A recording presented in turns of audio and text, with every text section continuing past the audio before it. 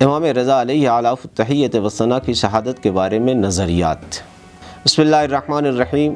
اللہم صلی علی علی بن موسیٰ الرضا المرتضیٰ۔ امام رضا علیہ اعلیٰ التحیۃ والثناء کی تاریخ شہادت کے بارے میں ایک نظریہ یہ بھی ہے کہ آپ کی شہادت 23 ذیقعدہ سن 203 ہجری میں ہوئی، لیکن جب بھی کوئی کسی کے بارے میں شہادت کی لفظ سنتا ہے تو اس کے ذہن میں یہ سوال اٹھتا ہے اور اٹھنا بھی چاہیے کہ شہید کس نے کیا، کیسے ہوئے، قاتل کون تھا، کیسے اس نے قتل کیا۔ تو یہاں پہ بھی دانشوروں اور تاریخ نویسوں کے درمیان کچھ نظریے پائے جاتے ہیں امام رضا علیہ السلام کی شہادت کو لے کر۔ پہلا نظریہ جسے یعقوبی نے اپنی تاریخ میں لکھا ہے، لیکن اس مرد تاریخ نے صرف اتنی بات امام رضا علیہ التحیۃ والثناء کی شہادت کے بارے میں لکھا ہے کہ کہا جاتا ہے کہ آپ کو زہر دیا گیا اور دنیا سے چلے گئے ہیں، لیکن یعقوبی نے یہ نہیں لکھا کس نے دیا، کب دیا، کیسے دیا، کوئی ذکر نہیں۔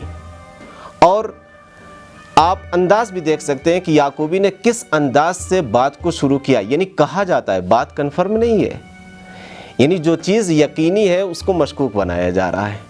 کس نے کہا، کب کہا، یعنی یقینی طور پہ یعقوبی اس بات کو نہیں کہہ رہا ہے۔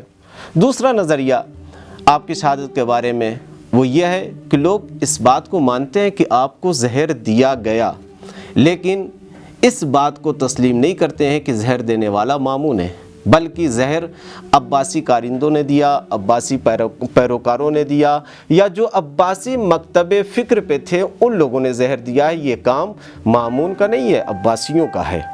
کہ اس نظریے کی پشت پناہی امیر علی اور احمد امین ان دونوں نے کی ہے کہ مامون نے زہر نہیں دیا، دوسرے لوگوں نے زہر دیا ہے۔ تیسرا نظریہ، لوگ اس بات کو مانتے ہیں کہ امام کو زہر دیا گیا، مامون ہی نے امام کو زہر دیا، لیکن مامون خود مختار نہیں تھا، بلکہ کسی کے کہنے پہ، کسی کے اکسانے پہ مامون نے امام کو زہر دیا۔ وہ کون ہے؟ فضل بن سہل ہے، یعنی فضل بن سہل نے مامون کو اتنا اکسایا کہ مامون زہر دینے پہ مجبور ہوا، یعنی اس کا اپنا کوئی ارادہ نہیں تھا۔ اگر فضل بن سہل مامون کو امام کے خلاف نہ اکساتا تو پھر مامون امام کو زہر نہ دیتا، یہ اس کا اکسانا تھا کہ مامون مجبور ہوا امام کو زہر دینے پہ۔ بڑی عجیب بات ہے، جنہوں نے یہ بات لکھی ہے فضل بن سہل جو مامون کا خاصم خاص آدمی ہے، کہ جس کو خود مامون نے قتل کروا دیا۔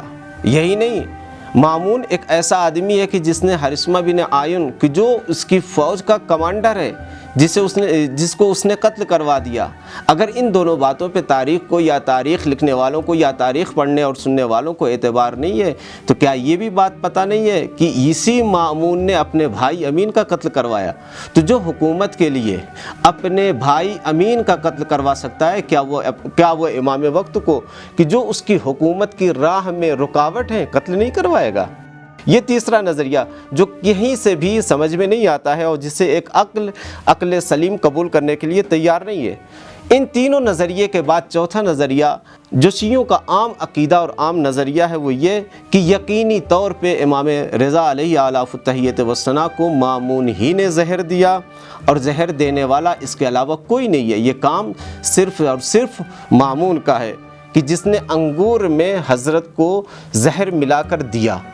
اور جب یہ ساری چیزیں روایتوں سے، تاریخ سے ثابت ہے کہ زہر دینے والا مامون ہی ہے اور انگور کے ذریعے سے امام کو زہر دیا گیا، اور آج بھی اس بات کے لیے اگر ہم 8ویں امام حضرت علی بن موسیٰ الرضا علیہ التحیۃ والثناء کی زیارت سے مشرف ہوں اور زری کے قریب جائیں تو ایک نظر اگر ہم ظاہری نگاہ بھی زری پہ ڈالتے ہیں تو آپ کو زری پہ جا بجا انگور کے خوشے ملیں گے جو اس بات کی عکاسی کرتے ہیں، جو اس بات کی نشاندہی کرتے ہیں کہ امام کو زہر انگور کے ذریعے سے دیا، مامون ہی نے دیا۔